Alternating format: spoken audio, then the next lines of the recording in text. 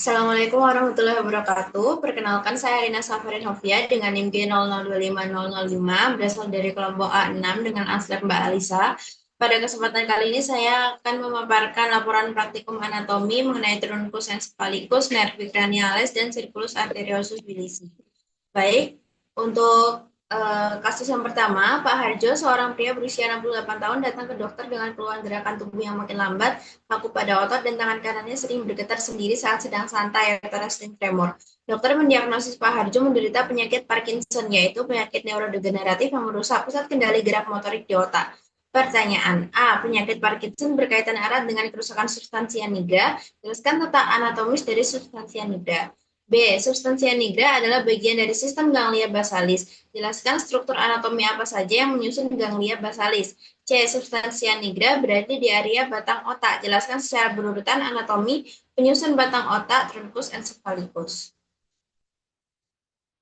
Baik, jadi yang pertama, nah, jadi ini adalah gambaran dari mesencephalon. Nah, untuk substansia nigra sendiri itu terletak di antara tegmentum dan juga crus cerebri. Jadi substansia nigra merupakan nukleus motorik yang besar dan letaknya di situ tadi. Warnanya itu gelap, oleh karenanya diberi nama nigra.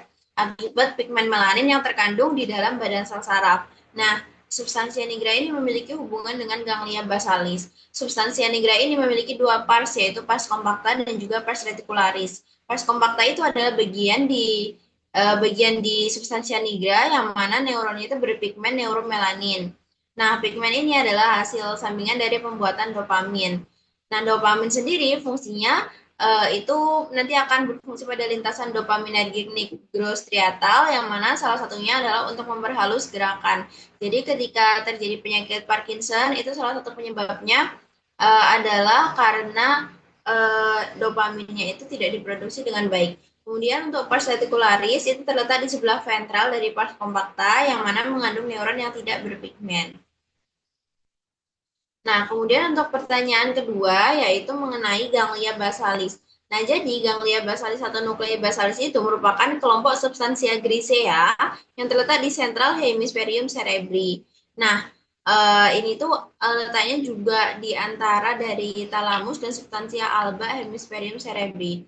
Nah, ganglia basalis sendiri tersusun atas nukleus caudatus, nukleus lentiformis, kemudian ada juga corpus atau nukleus, amygdaloideum, dan juga claustrum.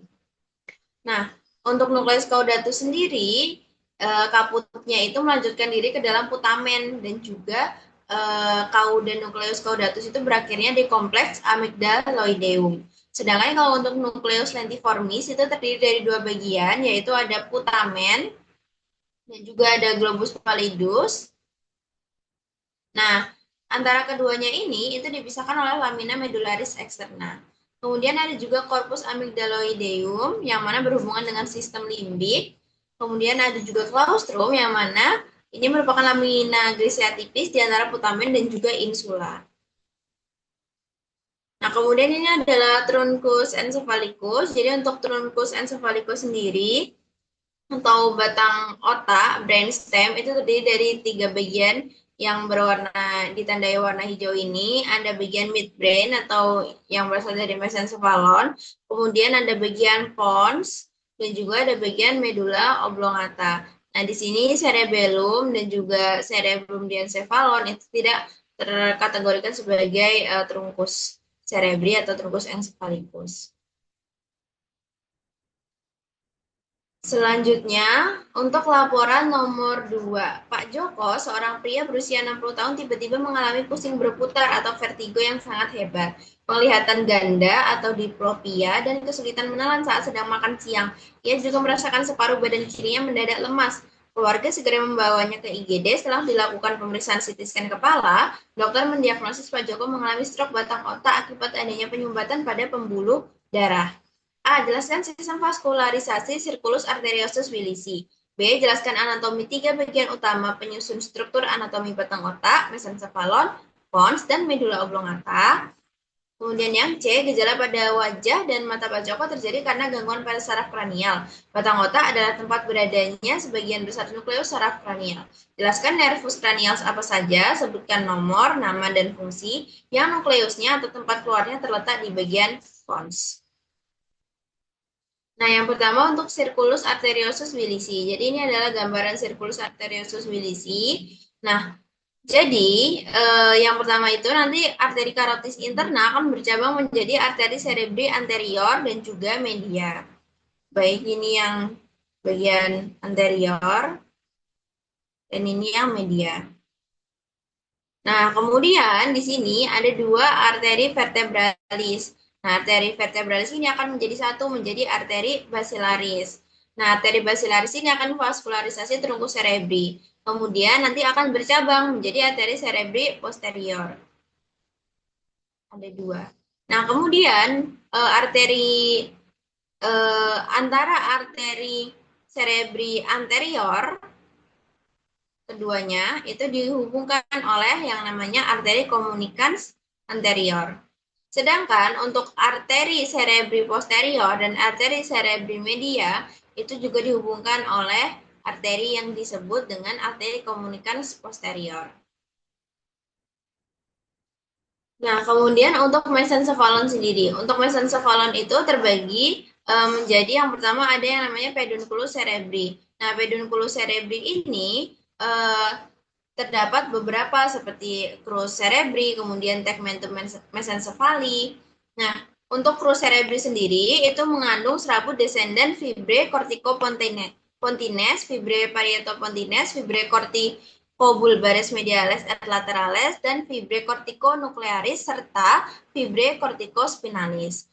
Nah, kemudian selain untuk crus cerebri terdapat juga tegmentum mesencephali. Tegmentum mesencephali ini merupakan struktur yang mana nukleus ini tuh pada potongan preparat segar akan berwarna merah muda karena kandungan ferum atau besinya yang tinggi. Nah, selain itu pada bagian tegmentum mesencephali ini juga terdapat limnicus lateralis yang mana nanti akan memasuki colliculus inferior untuk jaras pendengaran.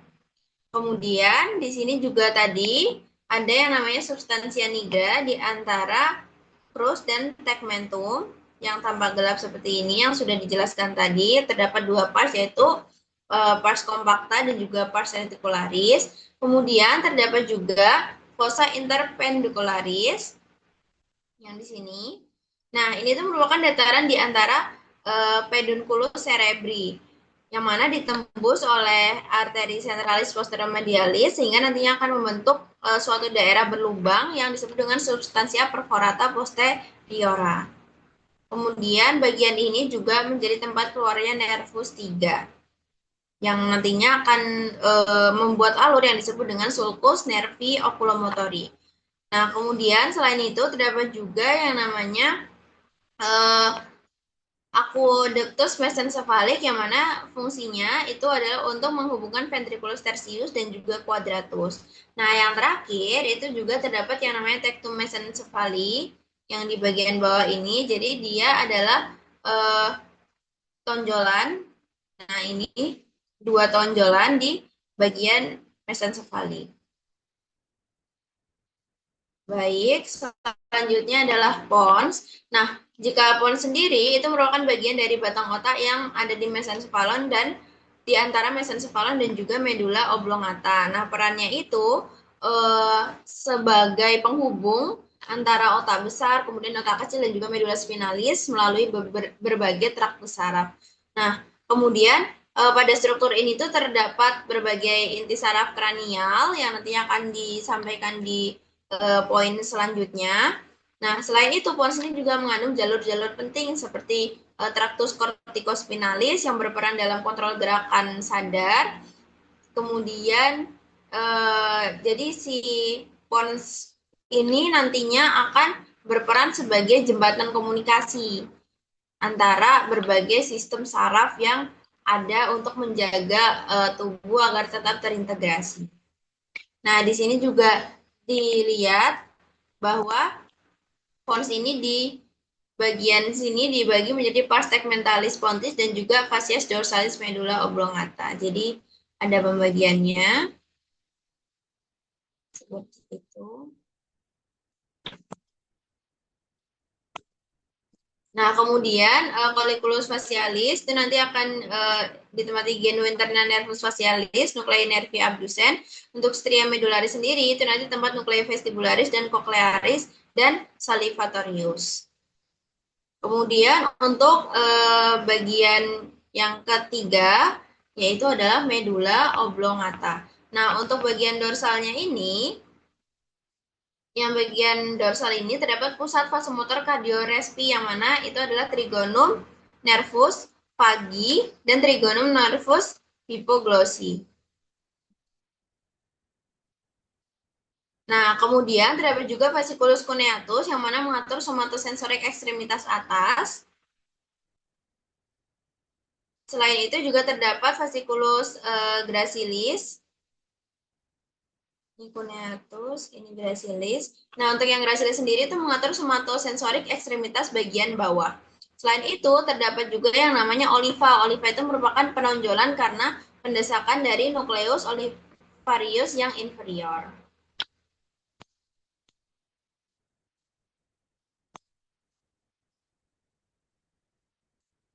Nah, kemudian lanjut ke pertanyaan selanjutnya, yaitu mengenai saraf kranial pada pons.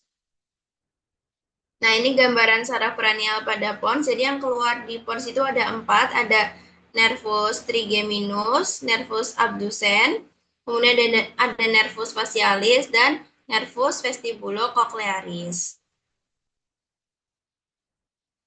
Baik, untuk bagian-bagiannya itu terdapat pada pons.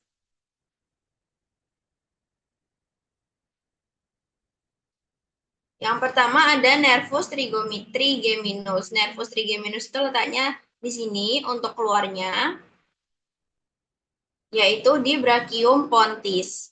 Nah, fungsi dari nervus ini adalah untuk sensorik di wajah.